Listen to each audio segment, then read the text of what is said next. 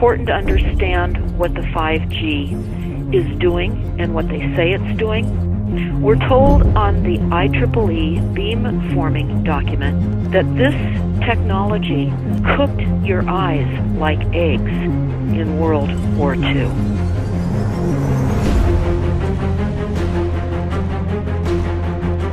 And you all need to understand these are military weapons. These are assault frequencies. If you garner nothing more than that, that's what you need to know. It's microwave radiation warfare, is what this is.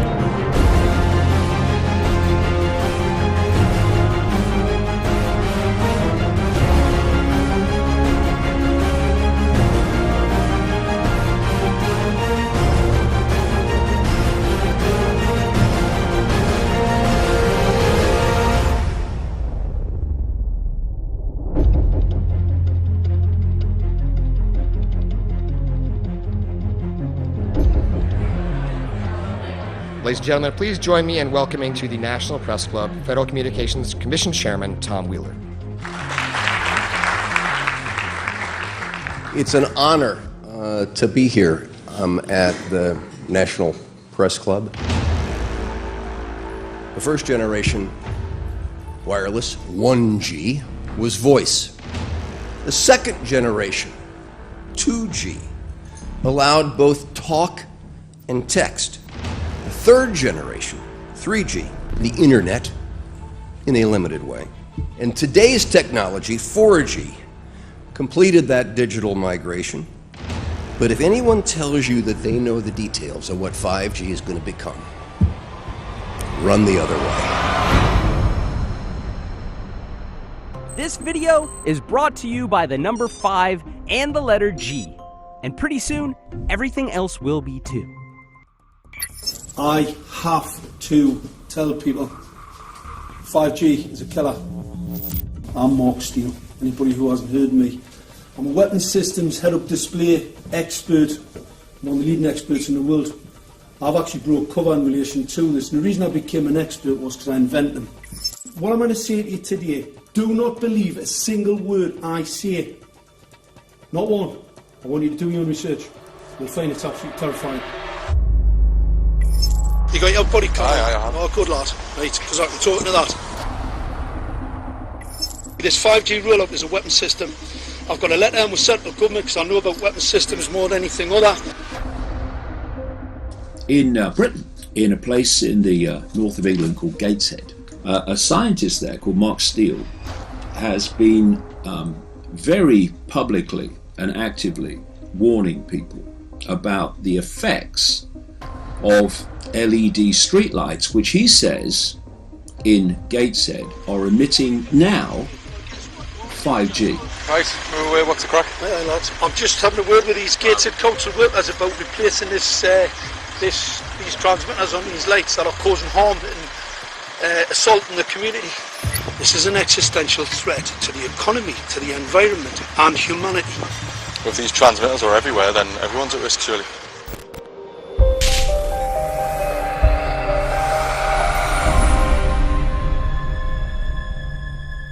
There's a lot of confusion about what 5G is. The G stands for generation. So you started off with the first transmitter system. Back in the 1980s. In the 80s, yeah. So you had 1G, then you had 2G. And as the generations moved on, you started to see more complex signal systems, cleverer pieces of antenna designs, etc., etc. So the whole thing became more data, quicker downloads, etc., etc. However, 5G is something completely different. Alright, let's get a breakdown. Let's tell the people what this really is. This is the 5G transmission device. Blinking heck, that's a hell of a beast, that, isn't it? These are the uninsurable transmitters. Just get a good look at that, guys, because obviously I know there's quite a few experts who want to see more detail about the transmitters and the chipsets. Just have a good look, boys. This is the control management system masquerade. There's an antenna there, you see that? What is this phased array antenna here? What's that? This is for phased array, alright? As you'll see, it's got a driver, it's got some chip there. It's one chip. Look at the chipsets on this. This is your dystopian world. What did Gateshead Council say?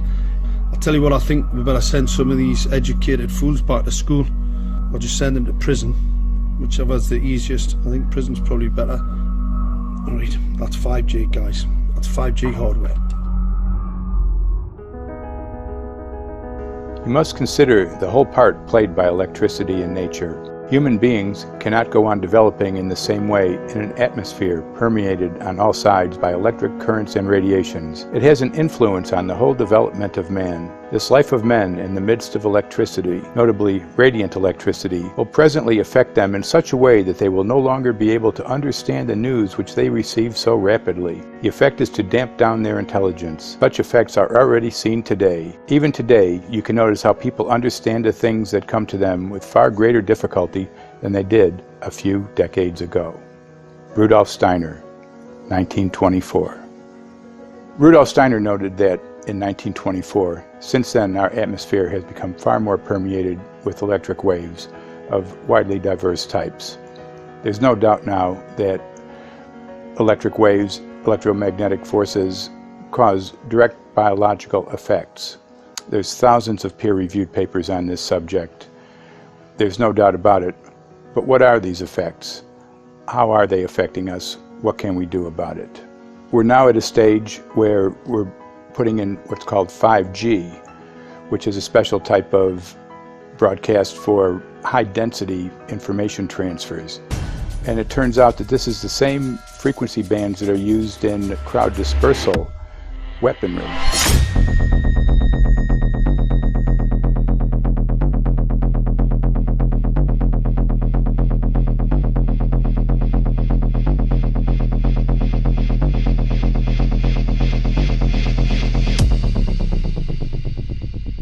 .5G, first and foremost, is densification. So it's significantly more transmitters in close proximity to a human, and it is also a sophisticated, illegal, unlawful transmitter.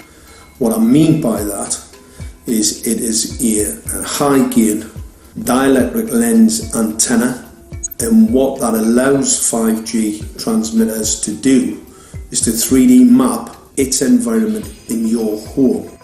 The 868 megahertz frequency is specific for battlefield interrogation systems, so sub-gigahertz. It allows the signal to travel through concrete brickwork with ease, and it can actually data gather. It is a target acquiring system. Phased array is basically radar off the battlefield. It is extremely good at identifying targets and being able to lock onto targets. And not only that, it can specifically target you as an individual. So any judge sitting on an interesting case, let's say, any lawyer, any barrister, anybody doing any work that is potentially controversial, your life could be at threat. So the antenna design that you currently have on top of these LED streetlights, masquerading as a control management system, is basically battlefield interrogation equipment. The first phased array unit was actually called Mammoth, used by the Germans during the Second World War to identify Allied aircraft. Obviously things have moved on significantly since then.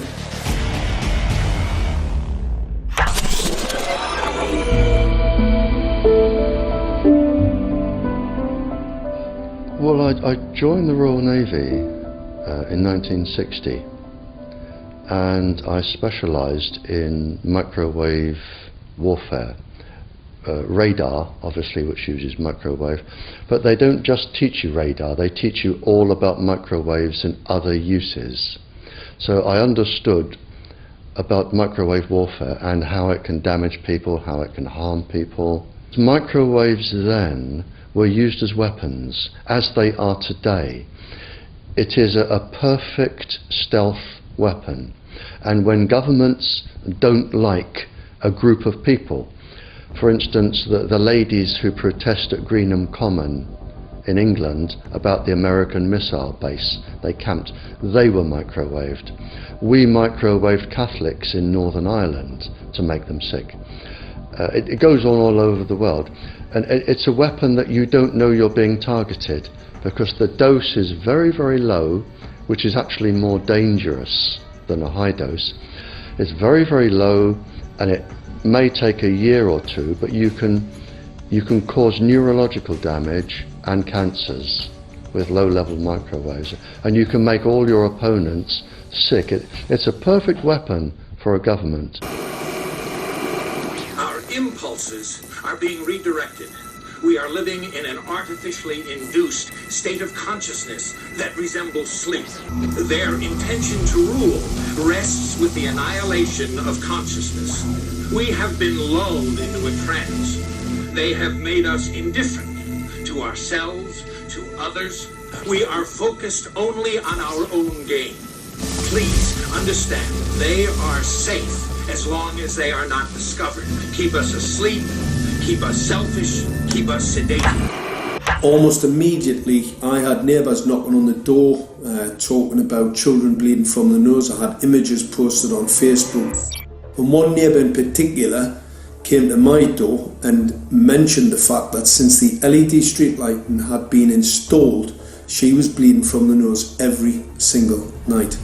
I thought it was unbelievable.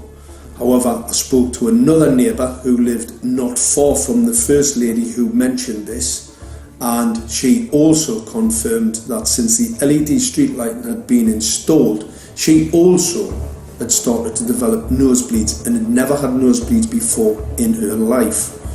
That then put me on a journey to investigate.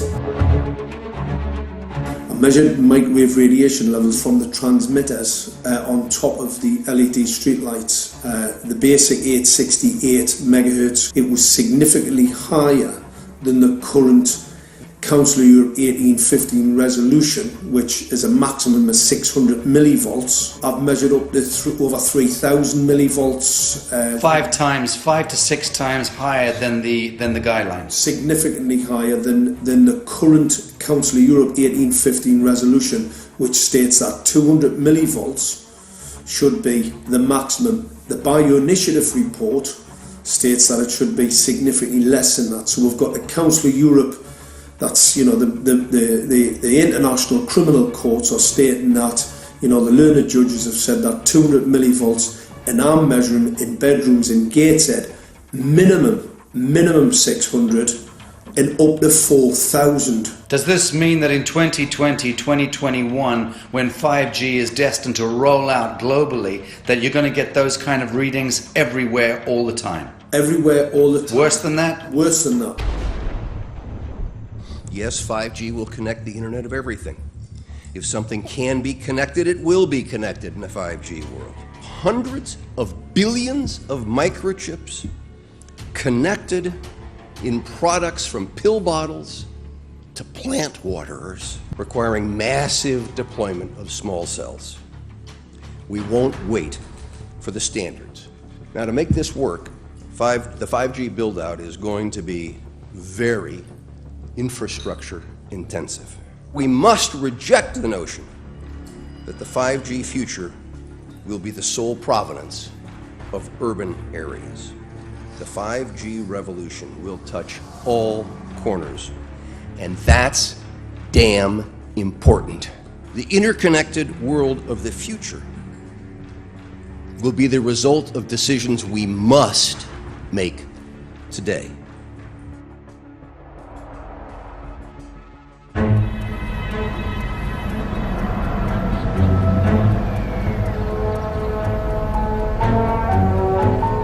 The main issue before us today is Senate Bill 637 and Senate Bill 894, the former by Senator Hugh and the latter by Senator Knopf. We're going to invite the first four witnesses in support of the legislation, and that would be John Jones with Sprint, David Lewis and Andy Emerson with AT&T, Neil Krevda with Verizon, and Frank Iacovetti Jr. with T-Mobile. So be straight with me. Is it true? It could be. No, well, very few cases. There was an unfortunate incident out in Iowa. Look, gentlemen, practice these words in front of the mirror. Although we are constantly exploring the subject, currently, there is no direct evidence that links cell phone usage to brain cancer.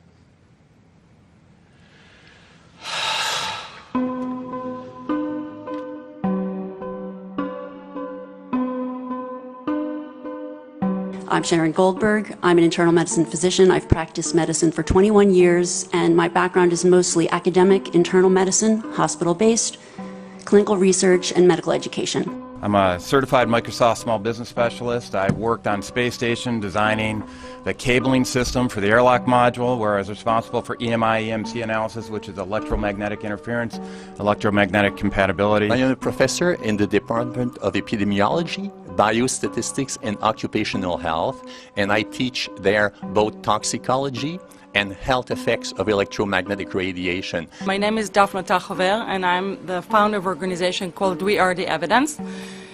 We are an organization that represents the many adults and unfortunately many children who have become very sick from wireless technology radiation. There seems to be a couple false Easter eggs being put out there right now. I want to make sure we dispel that right off the gate. The effects of wireless on health scientifically are very, very clear. So it's always pushed back to the definition of an acceptable level of radiation. And that's what this is, by the way. This is about radiation. Wireless radiation has biological effects, period. My name is Dr. Angie Kolbeck. I've been reviewing the studies showing the impacts of wireless radiation on our health, and there are now thousands of studies showing the following adverse health impacts to wireless radiation: cancer, oxidative damage, DNA failure. Things like memory, dizziness, anxiety, brain fog. Headaches, nosebleeds, cognitive problem, exhaustion. We have evidence of DNA damage, cardiomyopathy, which is the precursor of congestive heart failure. Short and long-term memory loss, decreased attention spans, lower reaction times, even involuntary contractions of muscles causing misalignments of spines and jaws. Breast cancer. We suddenly have breast cancer in women who have no DNA predisposition. Disrupted immune function and change in stress proteins, reproductive and fertility effects. There are dozens and dozens of studies that show beyond any doubt what this radiation is doing to our sperm. Now, if you take the cell phone out of your pocket, the sperm will recuperate within 3 to 4 months. What would not recuperate would be the damage to the DNA of the sperm. That is irreparable. The wife of the ex-governor of Indiana was diagnosed with glioblastoma. Same brain tumor Ted Kennedy had and John McCain had. Did you look at John McCain's car? This is a cell phone brain tumor. LeBron James, one of our sports people, had a salivary gland tumor. That is another cell phone tumor. You didn't hear about it because immediately after that was discovered, he was paid by Samsung to become their spokesperson. We are seeing increases in brain tumors. We're seeing increases in Alzheimer's. We're seeing increases in all of the neurotransmitter diseases, ALS, Lou Gehrig's disease, Parkinson's. These are all disease systems that are known to be associated with low-level energy exposures. We talk about 24/7, around-the-clock exposure, wherever you are and your whole body. You never get away from it. And it seems from our studies that maybe your immune system can cope with for a time, but it will deteriorate. Then the irradiation will definitely damage cells at a deeper level, and the question is what will then happen? These are out of peer-reviewed papers, so these are not just hypochondriacs thinking that they're doing it. We're having real problems with this. This is no longer a subject for debate when you look at PubMed and the peer-reviewed literature. These effects are seen in all life forms: plants, animals, insects, microbes. So 5G is not a conversation about whether or not these biological effects exist. They clearly do. There is scientifically evidence that is so strong that you can be certain that the standards used by the SCC to manage health effects are wrong. We need to start measuring how much radiation are people being exposed to. before we roll out 5G, there are 4 kinds of electromagnetic fields that we know are harmful to human health. So radio frequency radiation, magnetic fields, dirty electricity, and electric fields, okay? Our exposure, any given person, and all humans are affected by EMFs. What is our exposure in a day? It's not one cell phone. It's cell phones, it's multiple wireless networks, it's smart meters, it's cell towers. It's this sandwich, and it all adds up. The data we're going to look at are all published science, testing results, or public standards. At the bottom end of the radiation scale of what's called power density, or signal strength, is the minimum level at which cell phones will work, which was found to be 0.2 billionths of a microwatt per centimeter squared. Pine needles were found to age prematurely at 0.000027. At short-term exposures of 0.05, children aged 8 to 17 experienced headache, irritation, concentration difficulties, and behavioral problems. 0.1 is the biobiology or building biology guideline for extreme concern. 1.0 produced sperm DNA fragmentation and a decrease in sperm viability in vitro.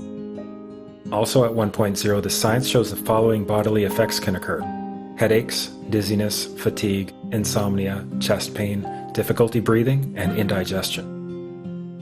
2.5 saw altered calcium metabolism in heart muscle cells. 4.0, changes in the hippocampus affecting brain memory and learning. And at 6.0, DNA damage in cells. So, where are smart meters on this list? Electrical Power Institute in December 2010 measured a single Itron smart meter with pulses up to 7.93 microwatts per centimeter squared. Our own testing indicated approximately 8.0 with 1 meter. These tests are at a close distance, approximately 1 foot away from the meter, but an infant's crib could be just as close on the other side of the wall where the meter or bank of meters are installed. Even though there are all these known health effects at levels far lower, Switzerland, Liechtenstein, and Luxembourg see fit to set the standard at 9.5. And China, Poland, and Russia, 10.0. This is the same level at which behavior has been altered, producing reflexes of avoidance following 30-minute exposures. A room of 12 smart meters, very common and even a conservative number in an apartment building, tested at 19.8 microwatts per centimeter squared. This is hundreds of times higher than levels which clearly indicate harmful effects. So how can utilities and governments get away with forcing these devices on everyone? This is how. In Canada and the US and several other civilized countries, the safety limit is set at 600 to 1,000 microwatts per centimeter squared. This so-called safety limit is literally tens of thousands of times higher than levels which are known to damage health according to peer-reviewed published science.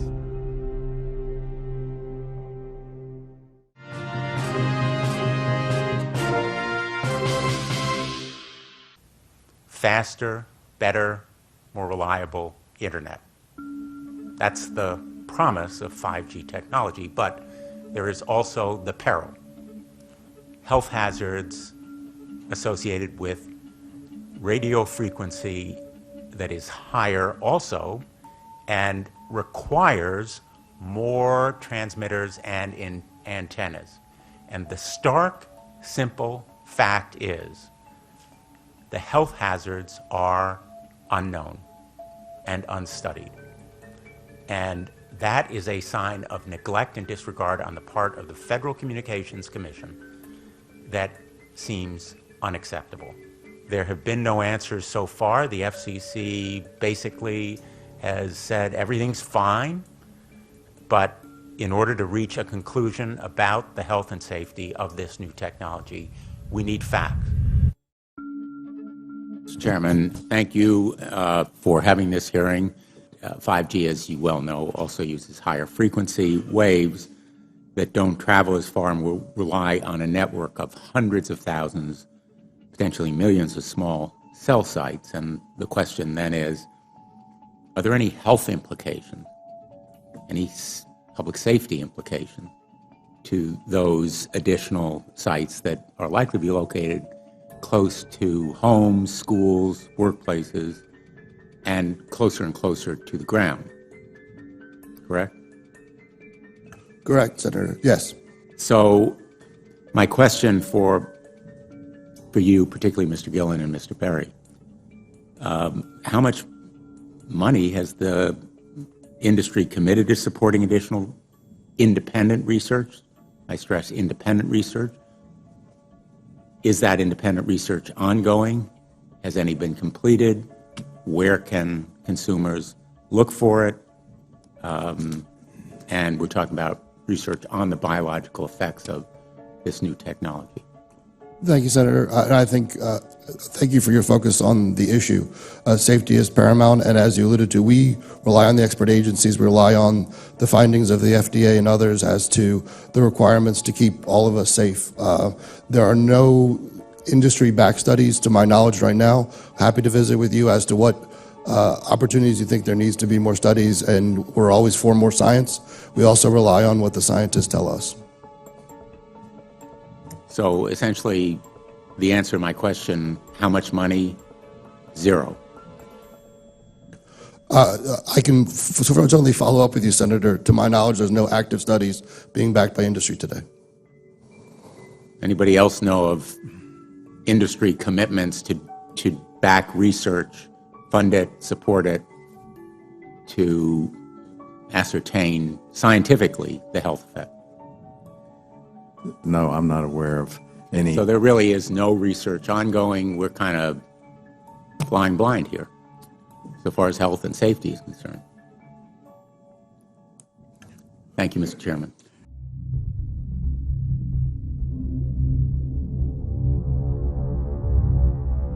You're a trained medical professional. Yes. We don't have one on the panel. What are we to make with of the American Cancer Society, for example, telling us there's no evidence of harmful product? Many of these organizations have conflicts of interest. Very briefly, if you can, what do you mean by conflict of interest? One of the first things that you teach residents is that you always have to look at the funding. There's a tremendous amount of sponsored research by people who are hired to do studies to find no effect. And that's plagued this field in a number of countries. The radio frequency radiation work that we did was supported by Motorola. The relationship was really very cordial and very stress-free, but only up until we started generating data. These folks were very, very upset and began to talk about how are they going to handle this, what sort of spin can we put on this, what can we expect from this, and from that point on the relationship changed. What we saw was that Motorola began to exert more and more control over the work, telling us what to do, telling us how to write abstracts, what to say in the abstracts, what to say in the papers, how to do the work. No, don't do this. Yes, do it this way. This was unacceptable. I had completed our study of DNA damage, and I submitted the final report to Motorola. They simply weren't willing to accept my interpretation of my study, my evaluation of my study, my knowledge of science at that point, and tried to urge me not to publish the study. Did you hear about people coming to you as far as having complaints about illness? We were made aware of health complaints following installation of smart meters, and we wanted to verify this using our field work. So I measured the field of about 30 different people while they stood 1 foot in front of the smart meter, and in every single case, the human energy field was obliterated as they stood in front of the smart meter. So in our first slides, what we see is normal cells, and the structure of the cells is intact and sound. This is what we would expect from a normal sample. So after 2 minutes of exposure in front of the smart meter at about 1 foot away, we see a totally different story. Sample 1, you can see a lot of degradation in the cells. The cell walls have been broken, and you see changes in the cells which are called mycoplasma. It shows a mutation to the cell.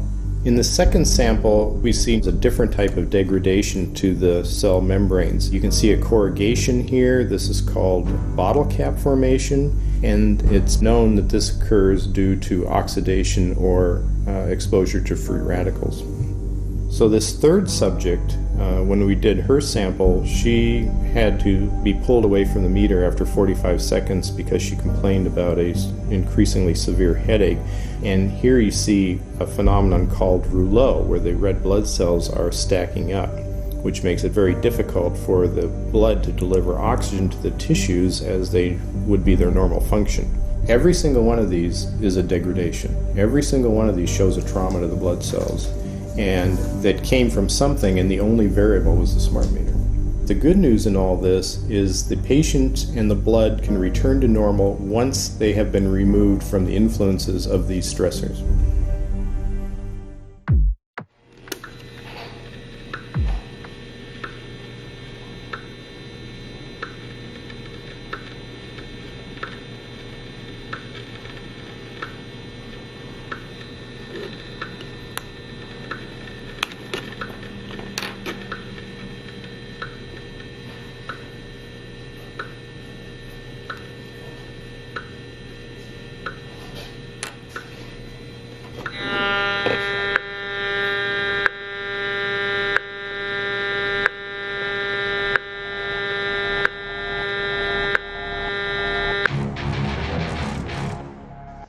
Some of the effects that we can look at, well, one thing is just our regular Wi-Fi, 2.4 gigahertz. That's in the same range as microwave ovens, which are also called radar ranges, because that is radar. 2.4 gigahertz is interesting. It's not the peak absorption rate in water for microwave frequencies, but it's at a point where it allows full penetration, because if it came in at the peak, it would prevent the insides from getting warm. So that's with basic Wi-Fi. Now when we look at 5G, 60 gigahertz, this is what they call active dispersal sort of weaponry, just to keep people back. It burns the skin. It doesn't penetrate, but 60 gigahertz is the frequency of oxygen molecule absorption. Since they have electrons that they share with each other, what we breathe is actually O2, pair of oxygen. So being bombarded with 60 gigahertz could very well impair our oxygen absorption rate in our body, and thereby the whole basis of our living system. Martin Paul says, putting tens of millions of 5G antennas without a single biological test of safety has to be about the stupidest idea anyone has had in the history of the world. So assessing all this, we have experts in various fields, military EMF weaponry, biological effects on humans, firefighters that are getting cognitive impairment by being there in them, countries that are banning these sort of technologies around schools because of the impairment to cognitive. Let's weigh that up in light of what Rudolf Steiner said in 1924 about just mere radio causing the impairment of cognitive functions on people, that they can receive news from around the world, but they can't understand it as well because of the effect of the electricity. We have to say, something smells sinister here. With the fifth generation, it's actually a whole new ballgame. It's not using the same technology. They're switching to military-grade millimeter wave technology. And when you look at this technology, I mean, if you go and look at DARPA reports, come and look at some of the patents that the United States military has put out on what they can do with psychological weapons, all sorts of things, crowd control, active denial, anything you can think of, this is what they can do with 5G. So any type of military application you can think of which has an electromagnetic base, they can do with 5G. And they're putting this out blanket across the population. Ladies and gentlemen, the President of the United States. Good evening, my fellow Americans. In the councils of government, we must guard against the acquisition of unwarranted influence, whether sought or unsought, by the military-industrial complex. The potential for the disastrous rise of misplaced power exists and will persist. We must never let the weight of this combination endanger our liberties or democratic processes.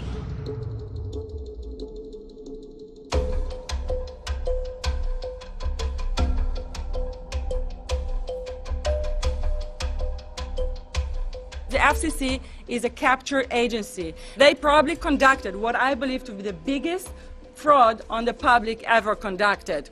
The FCC has been described by Harvard University's Center for Ethics writer Norman Alster as the most captured agency in D.C., acting more as an industry cheerleader than a regulator.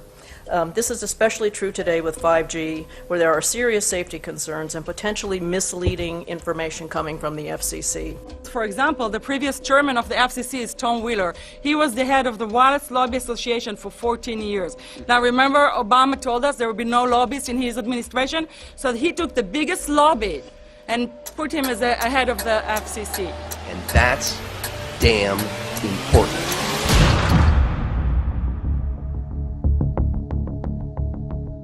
In 1993, the FCC started a rulemaking to adopt the IEEE regulations on this issue. IEEE is an engineer association.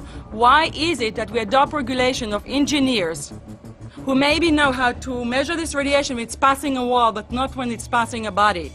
All our health agencies objected it, saying that it makes no sense to adopt engineer association, that they had not even one biomedical person on their team. They are effectively indemnified against adverse health impact lawsuits when the acceptable limits are higher than the limits actually shown to show harmful health effects. The FCC guidelines were developed for short-term exposures, 6 minutes, 30 minutes, depending on it's a phone or an outdoor exposure. And they have absolutely no connection to the biological effects that have been very clearly summarized in the Bio Initiative. So as you can see, there's a number of individuals in this room today that have serious concerns about this as regards to their health. If one of your companies decides to put one of these small cells up at a pole that's within, say, 50 feet of one of their houses, what recourse do they have to say, is there a way to move it somewhere else? There's language in the bill so that the authority can require the applicant to come forth with certification of compliance with the FCC's rules related to radio frequency emission. Remember that denial of request or denial of permit request that you can put in? It's going to point back to the acceptable levels as determined by the FCC. Not the EPA or not the CDC, the ones who usually take care of health concerns, but by the FCC, which is staffed by former members of the telecommunication industry. That's the fox guarding the hen house. It's a fact that most insurance companies will not indemnify against EMF effects. Telecom companies around the world are warning their investors of potential major costs due to real or alleged risks of EMF pollution from their products. Interestingly enough, they're warning their investors, but they're not telling their customers. They're basically keeping it quiet because that's where their money comes from. So we're using technology that could be very potentially harmful to us, and the investors know it. But their only worry is that they might lose money, not that our health might be affected. First of all, I think what you should really think about is why is it that they're not insured? It's not that they chose to be self-insured. They actually rejected by the insurance company from being insured because they understand the risk. And so the insurance companies, the big insurance companies, will not insure the telecommunications? So there's insurance companies, and then there's what's called secondary insurance companies. Secondary insurance companies are the insurance companies that insure the insurance companies. So in an event, an insurance company, let's say I insure Verizon, and it may not be able to meet the claims, then the secondary insurance company is kicking in. Like Lloyd's of London? Sorry? Like yes, Lloyd's of exactly. London? So two leading ones would be Lloyd's of London and Swiss Re. Both told the insurance company not to insure the wireless industry, and this is why they're not insured. And that should give you a hint. Now, this is exactly why they have to prevent a health lawsuit. And how do they prevent lawsuit? That goes back to Section 704.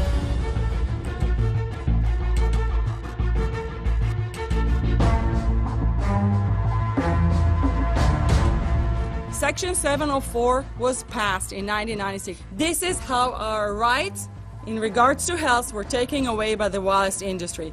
What this legislation did, it gave the power to regulate the health effects of wireless technology to the FCC. FCC is a spectrum auctioning agency. It's not a health agency. They don't even have one biomedical person on their team. And then the other thing that Section 704 did, it actually took the power from the states to regulate location of cell towers based on health. And what does it mean? It means that if they want to put a cell tower in front of your home, you cannot go to your city council and say, hey, stop, I don't want it. I just heard in a lecture that there are 10,000 studies proving that it's harmful. I don't want it. My child is sick. They will tell you, stop. You're not allowed to mention this in the city council because Section 704 says that if you will, and if the application will be rejected, the city will be sued, can be sued by the wireless industry.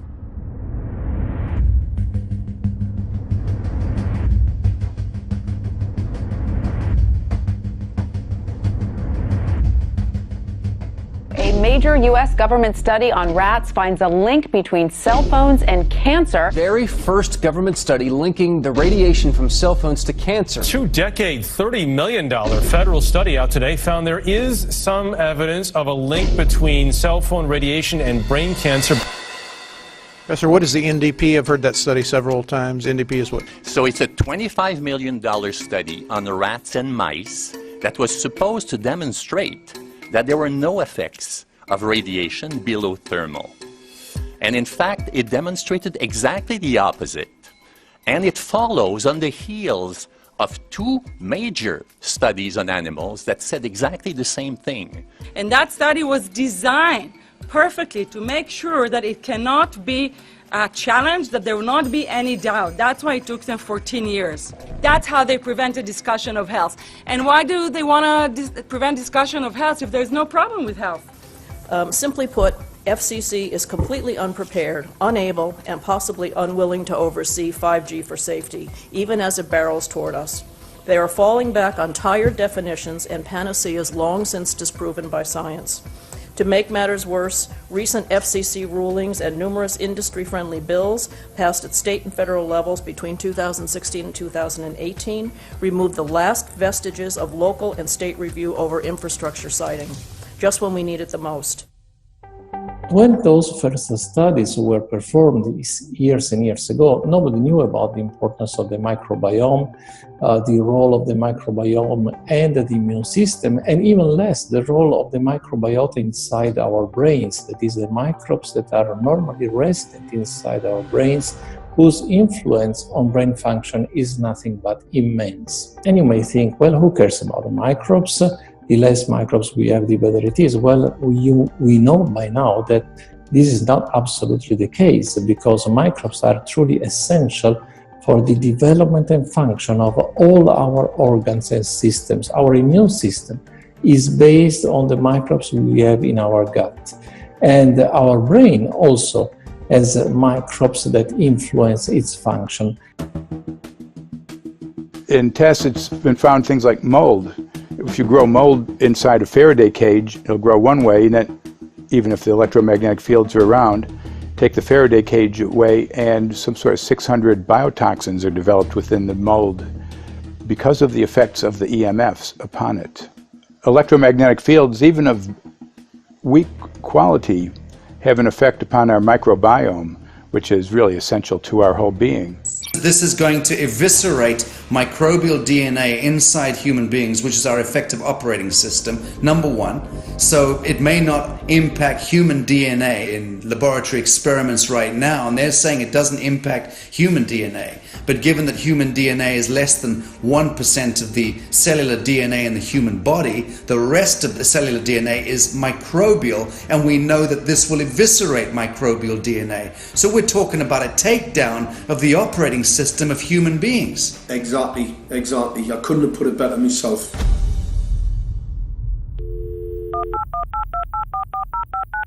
John Brandt. Good morning, Mr. Brandt. Wow, this is Amanda from Virginia. Hi, how are you? Hi, I've been trying to get a hold of you for months now. You guys are covering up chemtrails. No, we are not covering it. We have no reason to cover up chemtrails. Of course, you have every reason to cover it up. Every reason. It's called What losing your reasons job. would that be? Oh, well, you personally, you would lose your job if you were to reveal anything to me, and it's probably unsafe for you to even be speaking about this, considering the types of individuals you work for. It's not unsafe. It is unsafe. There's no problem with us talking on, you're a citizen, you're making a complaint. Oh, Lord, have mercy on myself. It's a complaint in an area that we don't have authority to regulate.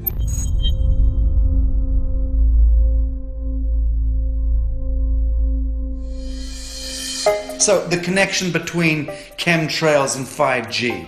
It's all interconnected. The metallized particulates, that would allow the 5G phased array, so basically the radar, that would allow it to be able to identify you, so it can watch you, it can identify you in your own home 24 hours a day, 7 days a week. For the last X amount of years, we've been through chemtrailing, and that is now the cat is out of the box. We've had these nanoparticulates raining down on humanity for years now, impregnating our bodies, by best accounts staying inside our bodies. Those nanoparticulates, what you're saying, are building up a kind of a phosphorescence glow capability so that we can be flagged up in our homes, behind concrete and steel, inside bunkers, in the basement, doesn't matter where you are. The 5G will be able to now triangulate, map and read you, because you as a living being are impregnated with these nanoparticulates, which are acting as a kind of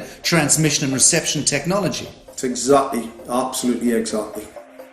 You have to consider that DNA also works as a fractal antenna, which is able to send and receive and also to process signals under the form of radio frequencies. Well, then there is no doubt that artificial radio frequencies, such as those of cell towers, and in particular these new types of towers that have a much higher density of signals, they may somehow interfere with the ability of DNA to retain and transmit biological signals. So this is one level of danger that very few biologists are aware of. How much effort was put forward to address this, what most of these people are, or many of these people are here for, which are the health concerns? Was there any dialogue back and forth? Was there any working, was there many studies evaluated to look at regarding this area? Maybe not every person that has concerns on the legislation was brought to the table. Okay, so from your perspective, you feel that there was a legitimate amount of time to evaluate the data that the opposition would have on this? Absolutely, and I wouldn't put forth something that I didn't believe in. And I'll tell you, as I mentioned earlier, and it's been commented several times amongst the panel here, this is truly an economic development issue. Our 3-year-old, again at home, is outraged when we pull out the driveway and he's not able to access Wi-Fi.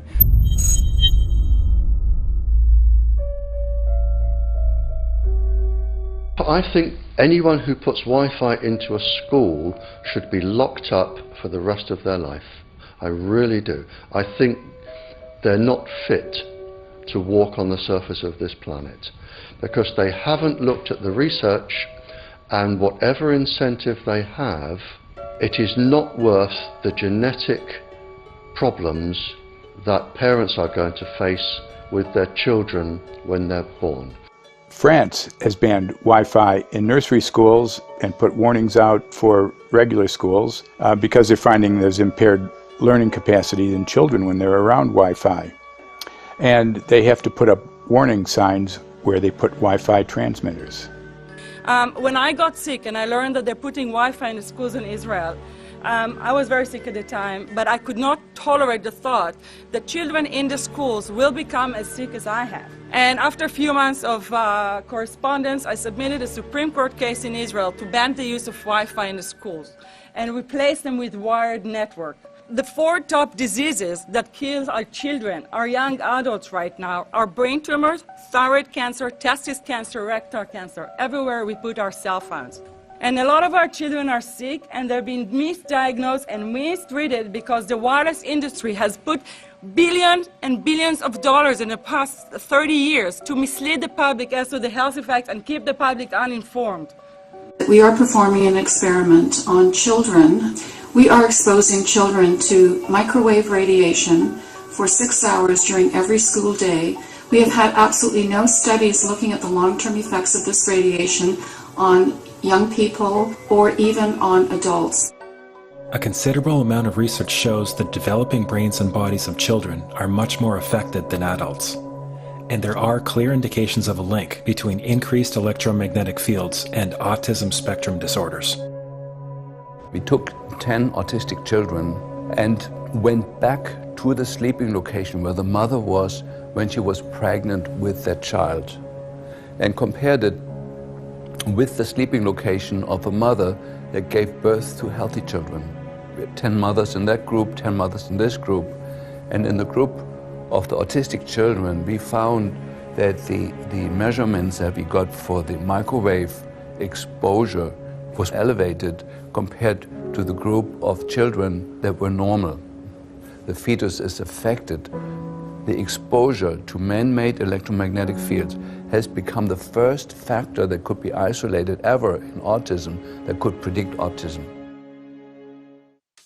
The fifth generation of wireless technology, or 5G as it's being rolled out worldwide without safety testing. Let me say that again, without safety testing.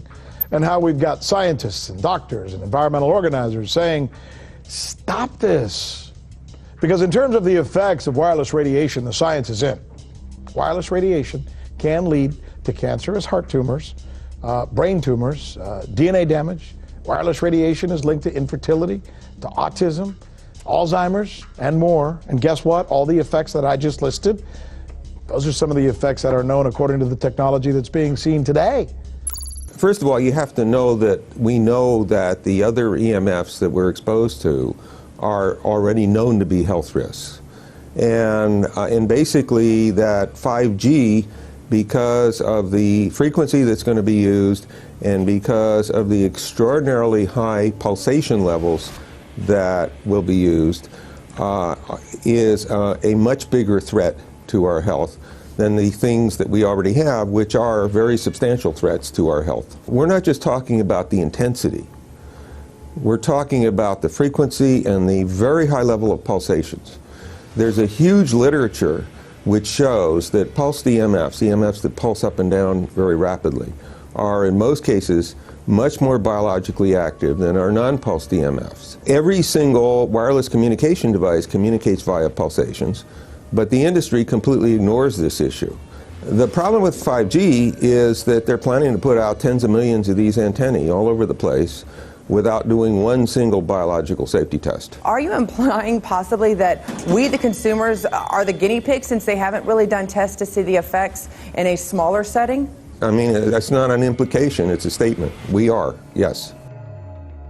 Cancer is not the main concern that I have. I'm really concerned about sperm count and about effects on pregnancy. How many of you know that 1 in 6 American couples is unable to have a child when they want to? How many of you know that last year the birth rate in this country dropped the most that it ever has in recent history, 3% in a single year? People look at the sperm, and people use cell phones, and the sperm, usually sperm swim, and they swim straight. But if you expose them to radio frequency, mobile phone waves, they swim in a circle. Studies have been done here in Australia, taking sperm from healthy men. And one test tube gets exposed to cell phone radiation, and one test tube is not exposed to mobile phone radiation. And then the results are evaluated. And this is a measure of vitality. We measure how well the sperm swim. This is a measure of motility. This is a measure of mitochondrial DNA damage. They have 3 times as much damage on their DNA if they have been exposed to mobile phone radiation. The data on that are rock solid. Cell phones can damage sperm quantity and quality. Your embryo, your uterus in the fetus, where your child is developing for the first 100 days, in the ovaries, the eggs do not have that protection. So they are at maximum risk from radiation. And for the first month or so, you wouldn't even know you were pregnant. You wouldn't even be taking precautions. That is the main danger area. So you give birth to a daughter, but her ovaries are now contaminated. She may be normal, she may be genetically damaged, but her ovaries are at the most risk. So when your daughter grows up and she becomes pregnant and has a baby, this is where one of these eggs will be fertilized and come out. So the real damage here is your grandchildren. That is where it is going to show most. Do you think that there is a chance that within the third generation of females, they may be irreversibly sterile? Not in the third generation, but in the fifth generation, and that would for humans be something in the order of 150 years ahead of us. And of course, then it's too late to say that you are sorry, and it's very too late to say stop. There is a wealth of papers. I mean, we're talking about thousands of published papers in the scientific literature, few of which, or sometimes none of which, have entered the official documentations from authorities and likewise. So I think it's really time to have an independent compilation of data. Such was done at August 31st, 2007 in the form of the Bioinitiative report, of which I was one of the authors. And then we put together approximately 2,000 scientific references on a little bit more than 600 pages, clearly saying that if you, for instance, if you are a rat or a mouse or a cell or a molecule, you should definitely not allow yourself to be exposed to this. And in the meantime, we have this full-scale experiment using our own kids. One interesting case, John Patterson, he was a telecommunications engineer in Sydney, Australia. Very brilliant man. For 20 years, John tested Telstra digital systems. Over the time, he realised the dangers of electromagnetic radiation. It disrupts the bioelectric system of your body, which is really your brain, your nervous system, how your muscles talk. And he tried warning of these effects through different agencies, through his company. Got all the test gear out and measured it and drew up a report, and I was immediately removed from service. Finally, in 2007, he took matters into his own hand. He commandeered a used British Army tank and went and destroyed 6 cell phone towers in Sydney, Australia, because he wanted to stop this. He was trying to make a point. The message was that how dangerous it was. You know, these people were elected by us to manage our infrastructure in a responsible manner. That is the sole purpose of government if it's going to exist at all. And if it doesn't do that, then it has no right. It is invalid. So we need to pull this infrastructure down. We really do. But in order to do that, I mean, we can't just be some violent domestic terrorist. You've got to bring this awareness to the people that these towers are doing them damage. You don't need bandwidth that fast. And they're not doing it so you can download movies quickly. They're doing it so they can track every single thing you do and bring in this social crediting system to control even everything you think. There's a story about a lady called Claire Edwards. She was a United Nations staff member, and she was warning of the potentially catastrophic dangers of 5G technology. I took the issue to the UN Secretary General, Antonio Guterres. He is a physicist and electrical engineer, and lectured on telecommunication signals early in his career, yet asserted to me that he knew nothing about the dangers of 5G. Current public exposure levels are at least 1 quintillion, that's 18 zeros, 1 quintillion times above natural background radiation, according to Professor Olle Johansson of the Karolinska Institute in Sweden.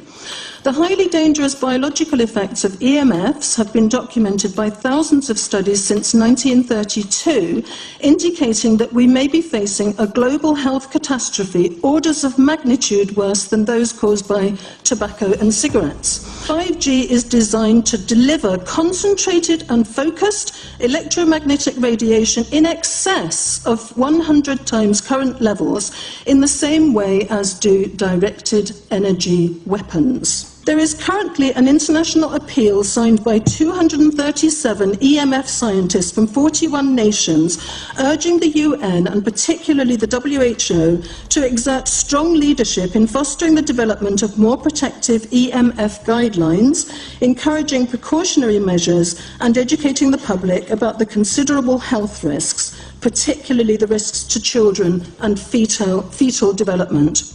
Sorry, because we are talking with someone that is a little bit ignorant on these things. You're talking to the Wi-Fi systems? I become worried because I put those devices in my house. I will have to, I confess my ignorance on this. We will have to, but I'm going to raise this with WHO, which I think is the organization that might be able to deal with it properly, because I must confess I was not aware of that danger.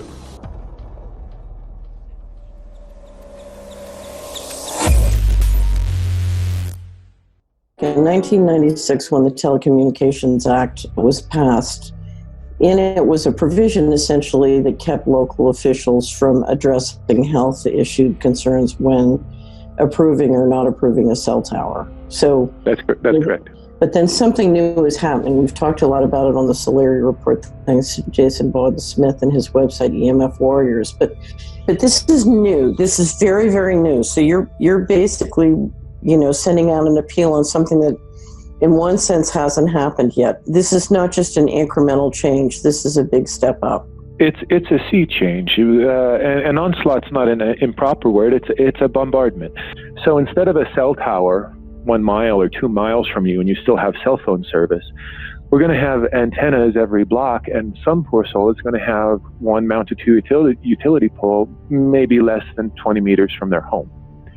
So this kind of, invasive bombardment with this many antennas, just in 1 square mile, if you do the math, 1 per block and 16 blocks per mile, that's about 250 antennas per square mile. The millimeter wave is untested. Former FCC Chairman Tom Wheeler openly said that they don't plan to test. We won't wait for the standards. And then our appeal also addresses the fact that there's a plan to roll out 5G through satellites in low Earth orbit.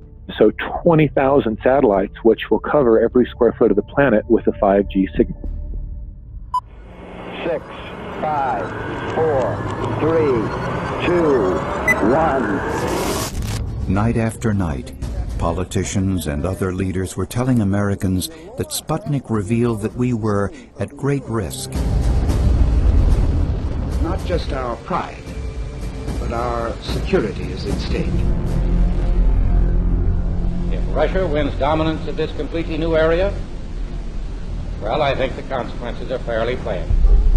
Probable Soviet world domination. We choose to go to the moon in this decade and do the other things, not because they are easy, but because they are hard. Because that challenge is one that we're willing to accept, one we are unwilling to postpone, and one we intend to win. Welcome, everybody, to the White House. This is White House 5G Summit. My name is Justin Clark. I'm the Director of Public Liaison, and we are thrilled to have you here today. Really happy to be joined by a lot of leaders in industry, members of Congress and the Senate, White House leaders on this, and people from the FCC. Before we start, one, we are government, so don't assume we know anything, okay? I do agree, I don't know anything. I have become accustomed to giving speeches in my new position on subjects about which I frankly know very little, and we need more cell towers and connections in Connecticut, my home state. It's ridiculous. The U.S. is in the lead thanks to our private sector as well as the work of the FCC and this administration overall. But China and South Korea and many other countries are eager to claim this mantle. We have every intention to deploy 5G first and reap the benefits of faster and more robust wireless. Yes, I hope we beat China, of course. And get to gigabit speeds and low latency, and the race has begun. Let there be no mistake. The race to 5G is a sprint. Winning the global race to 5G, it's a national priority. We must bear in mind the national security implications of winning the race on 5G. Today we're talking about the importance of being first in 5G, continued commitment to putting America first in the race to 5G. We're calling it America First, 5G First. Well, our strategy is called the 5G FAST Plan, a plan to facilitate America's superiority in 5G technology. Connected devices for health applications, which I love, has the capacity to make people healthier, as I understand it, a lot of medical applications. Industry is not asking the government for money to build 5G networks. They're asking us to cut the red tape that surrounds infrastructure deployment. We cannot let today's red tape strangle the 5G future. The red tape slows and sometimes stops the building of densified network facilities necessary for 5G. As we continue our efforts to keep government out of the way so that America can continue its leadership for America to win the race to 5G. One path is the government regulatory path. The other path is the private enterprise free market. Gales of creative destruction, Schumpeter path. You ever heard that? Gales of creative destruction? It just means let it rip. The new replaces the old. With 5G, we're on the cusp of another era of American innovation. It means an even more connected world for everyone around us, unlocking the potential of the Internet of Things to become safer, healthier, and more sustainable for our future. You know, sometimes, look, we all believe in the 10th Amendment, but sometimes you have to override it.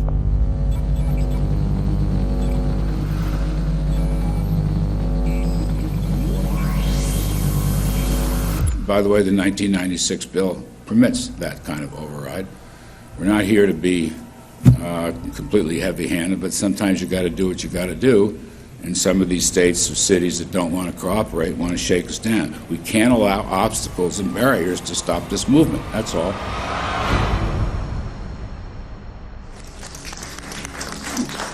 And this happened in Canada. I mean, there were some activists I was working with up there that said, well, you know, we won a victory. We got the Public Utilities Commission to allow us to opt out. And I said, boy, that's divide and conquer. They just got rid of the people that were raising hell. So, you know, that's not the answer. We need to opt out everybody. An opt-out is an agreement to pay to not be harmed. An opt-out is volunteering into extortion. An opt-out says that if I don't pay you, you have the right to harm me. So that doesn't work. This is a mandate. This is being pushed down your throat by a company that is not responsive, by a government that is not responsible, and it's being done in a collusion that's designed to undermine the individual rights of individual people in communities across the country and around the world. The Minister for the Environment has a duty. His duty is primarily to ensure that there is cleaner, better, healthier environment for people in this country. It's a simple duty. He also has a responsibility in regard to science and innovation to make sure that that happens. What seems to be happening here, in fact one could say undoubtedly happening here, is he's using science and innovation to ensure that our right to life is threatened. There have been no public debates. There is no public discourse. There are no public disclosures as to why, when, how, what is going on in regard to 5G. That by itself is a breach of ministerial responsibility, and one which we really should look at in terms of a private prosecution against the ministers who have failed to protect our right to life. Okay, smart technology, smart meters, smart cars, not that smart, huh? What does smart mean? Anything that has smart attached to it, secret militarised armaments in residential technology. That's where smart came from. And smart, every bit of technology that you see today has all been developed for either some type of battlefield, some type of intelligence gathering system, and obviously these developments have to be commercialised, and people have actually took them into their homes. The definition of a smart grid is a wireless system that will fundamentally turn every single appliance in your home into the equivalent of a transmitting cell phone. That's every computer, every television, every furnace, every air conditioner, every coffee machine, every printer, every single appliance that you have in your house will eventually, in a smart grid, have an antenna that's embedded into it that will transmit your usage data to a smart meter on the outside of your home that will then transmit your usage data to another tower receiving that usage signal that will then go to the utility company for supposedly billing purposes. Not all signals will just be about your individual use. There will be aggregate meters that will bounce signal from house to house to house within a neighborhood that will then accumulate all of the usage data that will transmit that to the utility company. Now, what that will do is that the end metering system that is transmitting all of that data will be firing an RF signal at many, many times a second, which will increase the average homeowner's radio frequency radiation exposure exponentially. This picture shows some aphids on the leaf of an orange tree shortly after radar equipment was installed at a nearby airport a number of years ago. I noticed that every few seconds all the aphids would tense up in unison and do sort of a little dance, as you see in the picture. Upon further investigation, I found that the interval of time between the activity of each dance coincided exactly with the rotation of the radar rotor device at the airport, which was a distance of approximately 14 miles. The antenna arrays create this steerable beam, which helps concentrate the energy. The beams get pointed at the user. What's a MIMO tank? Massive in, massive out. British government have got a plan to roll 400,000 out. This is so that you've got 5G in every nook and cranny, every part of the countryside, so that you can have autonomous tractors, believe it or not. However, those transmitters, these are radar. It is phased array radar. Though that radar signal sweeping the countryside will kill every pollinator, every biological structure, it will sterilise livestock, it will kill the ground, so consequently land won't have a value, obviously farmers will die, the community will be under attack. The community will be under attack. If we can't produce food, if we kill all the pollinators, we're in serious trouble. The takeaway is that 5G, the $1 trillion rollout of 5G by our friendly local government, is definitely a weapon system masquerading as a modern efficiency technology. It most certainly is, and what I put it down to, it's economic terrorism. There is no value, nil, in killing off your population, in destroying your ability to grow food, to kill all your pollinators. They may have a nice financial number on a piece of paper, but in reality, dementia, diabetes, all the things that are currently crippling the NHS, a burden on the country, illness, mental health issues, the focus of that cause can be identified and has been identified in the science. The science is proven. The epidemiological data that we're seeing on the street is now substantiating that science. The DNA inside you, the mitochondrial DNA, you can trace unchanged to your mother, her mother, her mother, right the way back to the beginning of the human race in Africa, the Stone Age. It is unchanged, the mitochondria, and that is being unchanged in your children, which means if you damage it, your child could be genetically damaged, then her child, and her child, and her child, forever. You are condemning the future generations of every single child.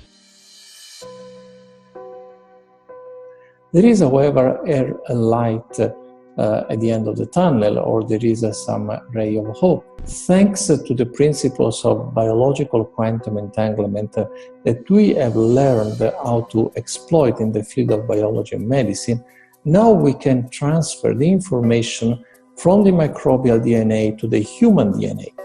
And in so doing, we can train, so to speak, the microbes to withstand whatever extreme condition they are exposed to, including this new technology. And then we can train them to transfer this resilience of theirs to our DNA. So let's say that there are good reasons to be worried about the introduction of these new technologies, but fortunately, since the knowledge in the field of quantum biology, in the field of microbiome medicine is advancing as fast as potentially harmful technology, then we can exploit this knowledge to protect ourselves from any real potential or perceived danger from these new technologies. I've met with molecular and cellular biologists, with blood microscopists, with weapons development experts, frontline activists and researchers, and all the stories I'm hearing from these experts and pundits leads to the same thing. 5G is almost certainly the end game. It is an extinction event brought into our homes, into our classrooms, onto the high street, into the very cells and DNA in our human bodies.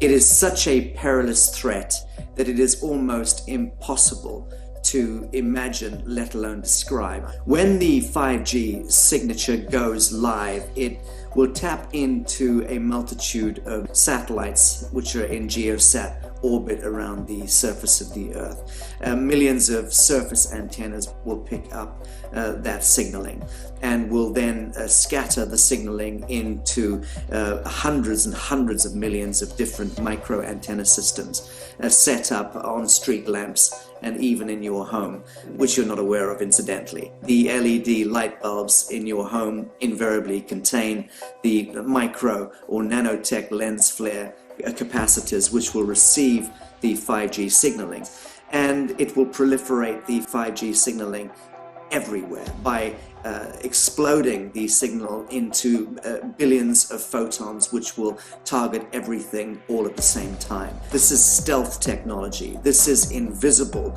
science. But what it means in simple terms is that you will be flagged up, visible, trackable inside your own home. Anywhere you move on the surface of the Earth, they will have a lock and load tracking capability over you. You will be visible to invisible masters, each one of us, all the time.